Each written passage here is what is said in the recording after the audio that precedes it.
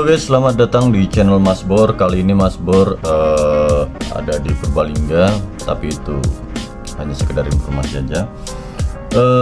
Mas Bor kali ini mau mengulik tentang pembelanjaan Mas Bor yang tentang tenda ya.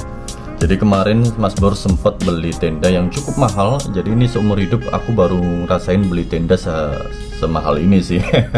Karena biasanya tuh estimasi budget untuk tenda itu ya paling sekitar 700, 800, paling mahal ya 900-an lah. 900 itu kan sebenarnya udah worth it ya. Untuk masalah durabilitasnya juga sebenarnya harga 700, 900 itu sebenarnya udah oke ya. Kalau masalah ketahanan air, sebetulnya kalau masalah ketahanan air itu masih bisa disiasati ya, pakai cat anti air, mungkin bisa kan juga cat apa namanya itu ya, no drop ya, no drop atau cat akuarium itu juga bisa. Jadi masih bisa disiasati. Tapi ya sudah, nggak apa-apa, kita coba beli harga yang memang tenda yang premium. Jadi harganya itu cukup mahal.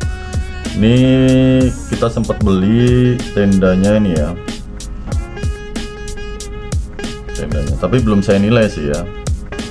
Ini ya. Jadi saya beli tenda ini, kelihatan nggak ya? Oh, kelihatan ya. Jadi saya beli tenda Consina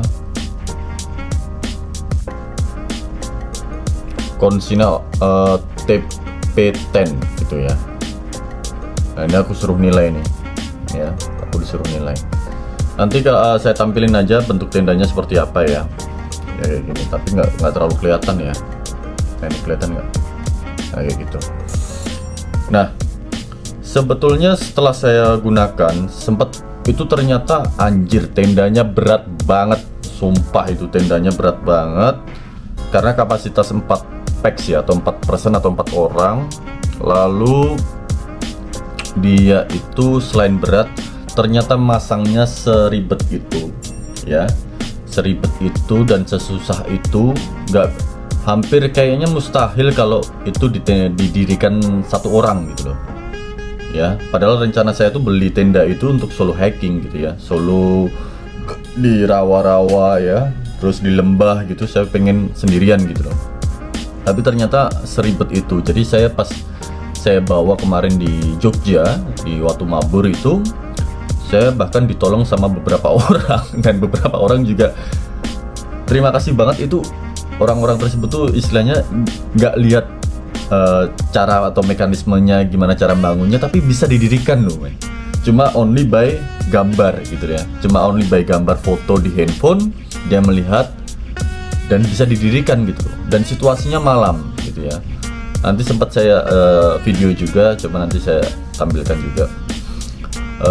Dan ternyata tenda itu tidak cocok untuk digunakan untuk gunung ya, karena sifatnya itu dia kerucut ya, sifatnya dia kerucut dan meninggi gitu ya, meninggi. Jadi untuk menahan angin tidak mungkin untuk bisa menahan angin yang kencang gitu ya. Jadi sifatnya bisa digunakan untuk yang sifatnya di lembah ya, di rawa, atau mungkin di beberapa pegunungan yang landai dan tidak banyak angin. Karena kalau itu sudah diterpa angin, pasti tendanya juga akan kewalahan karena memang bukan didesain untuk bisa menahan angin sepertinya ya. Itu ya, poin pertama itu berat. Yang poin kedua itu tidak cocok untuk digunakan untuk yang banyak angin ya, pasti tidak kuat. Yang ketiga, mendirikannya itu sangat susah dan ribet ya. Itu poin minusnya. Tapi poin plusnya adalah bahwa ini tenda itu besar sekali ya, karena ternyata seberat itu ya tendanya ya.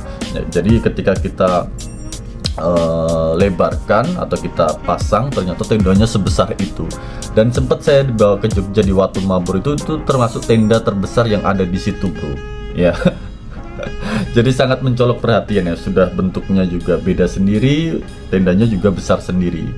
Dan yang unik juga itu poin plusnya adalah bahwa tenda itu estetik sekali ya. Tendanya tuh beda sekali dengan tenda-tenda pada umumnya. Jadi tendanya cukup estetik ya. Tapi untuk bisa mendirikan sesuai dengan gambarnya itu sangat susah sekali, karena dia harus ditarik begitu kencangnya. Sedangkan saya karena ngerasa ini tenda sangat mahal, jadi saya nggak ngerasa bahwa ini tenda tuh kalau saya kencangkan betul takutnya robek gitu ya. Jadi saya juga dilemanya di situ. Nah, ada videonya juga hasil dari pemasangan tenda yang kami lakukan di Watu Mabur, Yogyakarta. Oke ya. Dan ini beberapa statement dari teman saya bagaimana tentang tenda itu, dan perawatannya seperti apa, dan fungsinya seperti apa harusnya digunakan, dan kira-kira kalian rate berapa sih kalau umpamanya punya tenda seperti ini? Silahkan tulis di komentar. Thank you.